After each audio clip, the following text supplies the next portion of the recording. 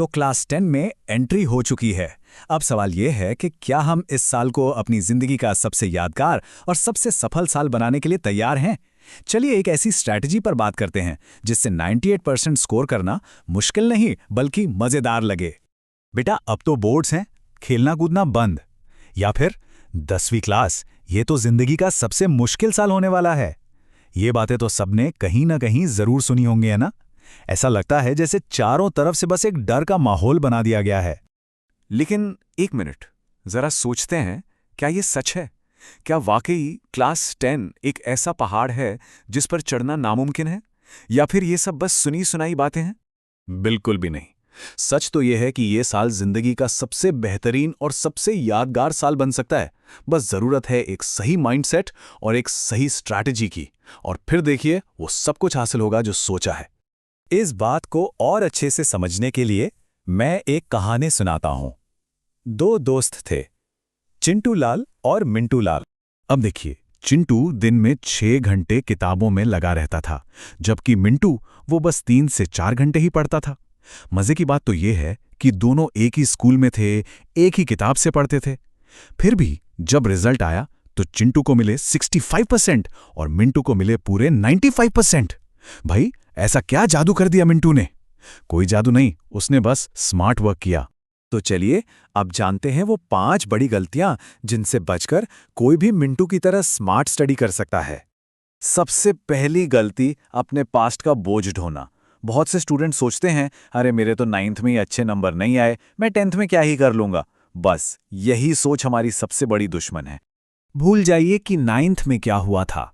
आज से, अभी से खुद से एक वादा करना है कि ये साल मेरा होगा। मैं मेहनत करूंगा और सबको दिखा दूंगा कि मैं क्या कर सकता हूं। दूसरी गलती है घंटों तक पढ़ते रहना, पर असरदार तरीके से नहीं। याद है ना चिंटू? उसने मेहनत तो बहुत की, पर स्मार्ट तरीके से नहीं। स्मार्ट स्टडी का सीधा सा मतलब है कम समय में ज्यादा और बेहतर तरीके से सीखना। यहां क्वालिटी पर ध्यान देना है, क्वांटिटी पर नहीं। इसके साथ 4 सिंपल से नियम हैं। पहला, रोज बस 2-3 घंटे पूरे फोकस के साथ पढ़ना है। दूसरा, हर दिन के लिए छोटे छोटे टारगेट सेट करने हैं। तीसरा, यह पहचानना है कि किस सब्जेक्ट को ज्यादा समय देना है। और चौथा, जो कि बहुत जरूरी है, क्लास के बाद खुद से जरूर पढ़ना है, यानी सेल्फ स्टडी करनी है। और एक प्रो टिप, टाइम टेबल बनाने से भी ज्यादा पावरफुल है डेली टारगेट सेट करना। रोज रात को सोने से पहले अगले दिन के लिए 3 सब्जेक्ट्स के छोटे छोटे टारगेट लिख लीजिए और बस खुद से एक वादा कीजिए कि इन्हें पूरा किए बिना सोना नहीं है। यकीन मानिए, ये आदत सब कुछ बदल सकती है। तीसरी गलती है पढ़ने का गलत तरीका अपनाना। बहुत से स्टूडेंट्स मेहनत तो करते हैं, लेकिन उन्हें पता ही नहीं होता कि सही डायरेक्शन में कैसे पढ़ना है। तो फिर सही तरीका क्या है? पहला, एक बड़ा टारगेट बनाइए, जैसे अक्टूबर तक सिलेबस खत्म करना है। दूसरा, अपने नोट्स खुद बनाने हैं।